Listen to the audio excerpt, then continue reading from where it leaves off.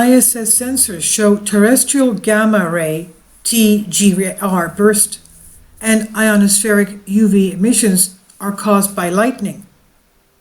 Who would have thought?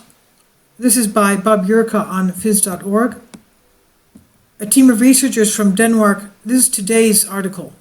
Today's article is showing this. The researchers from Denmark, Norway, Spain, Italy found that both terrestrial gamma ray flashes and ionospheric ultraviolet emissions are spurred by lightning. In their paper, published in journal Science, the group describes their study of data from the Atmospheric Space Interactions Monitor, ASIM for short. It's aboard the International Space Station, the ISS, and this is what they found. Prior research showed that terrestrial gamma ray flashes, TGFs, are created by thunderstorms. Also, that's what happens when ultraviolet optical emissions, the ELVs, found in the lower ionosphere during thunderstorms, but the process involved in the creation of each has not been clear. The ELVs are what we know as the red lightning that are above our regular lightning.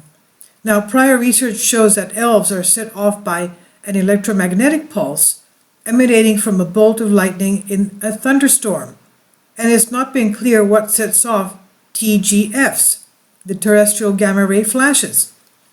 To learn more about these types of flashes and these bursts and how they may be related to lightning bolts, the researchers studied data from the ASIM, which is affixed to the exterior of the ISS. This device is able to capture X-rays and gamma ray data coming from thunderstorms. It also has cameras that capture images and data in both visible and ultraviolet light. The researchers chose a time period which a thunderstorm was occurring just below the device. It captured information about lightning flashes, TGFs, and the ELVs. And looking at the data, researchers were able to see that the TGF was produced by a field of electricity just before a lightning bolt appeared in the same cloud. They were also able to see that the same bolt of lightning unleashed an electromagnetic pulse, which pulsed an ELV into existence above the thunderstorm. So both types of flashes were found to be spurred into existence by bolts of lightning. They also noted that the ELV formation occurred when lightning struck something on the ground, and that event, where the researchers suggest led to changes in the lightning bolt, which somehow triggered the ELV. But they also noted that in other instances, an ELV could come into existence without lightning striking the ground, and this suggests that there's still more to be learned about their nature. The location of the TGF event, observed in 2018, October 10th, cloud top attitudes, this is the images from the ISS that we're looking at, they're shown in color. The ISS is shown by the yellow curve, and the red dot marks its position on the onset time at the TGF. The white dot marks the most probable TGF location, with white contours outlining 68% and 95.4% confidence regions, and the black box is a full field of view of the optical instrument, the white dashed line box, the cropped images downlinked from the ISS. The same you've zoomed in to activate cloud region, single thundercloud, partially overlapped with the TGF's 95% confidence region. TGF position overlay with projection of the ASIM camera range image in the 339 nm filter with 83 ms exposure. A coincident lightning event detected by the WWLLN is shown with a red cross. The attitude of the ASIM instruments is calibrated to align the WWLLN lightning location with the maximum optical activity of the ASIM image.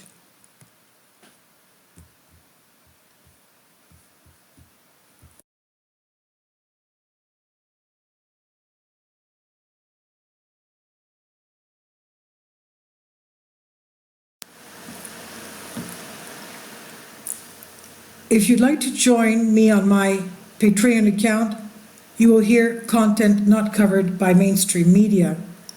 These riveting stories will be based on my research, and I will state my opinions and give my personal insight on diverse and controversial subjects and world events not covered by mainstream media, and not supported by YouTube guidelines.